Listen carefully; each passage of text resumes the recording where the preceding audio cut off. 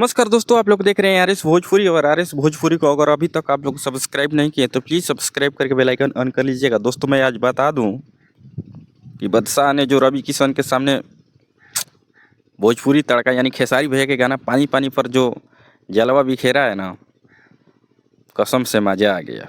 हाँ विनोद, कसम से मज़ा आ गया। और जो विरोधियों को जली होगी ना, वाह क्या बादशाह ने पटक के। अब इसके आगे कुछ नहीं बोलेंगे। तो दोस्तों मैं बता दूं कि खेसारी भैया का एक गाना आया था पानी पानी, जिसमें अक्षरा सिंह भी काम की थी और खेसारी। और जो विरोधियों को जली होगी ना, वाह क्या बादशाह ने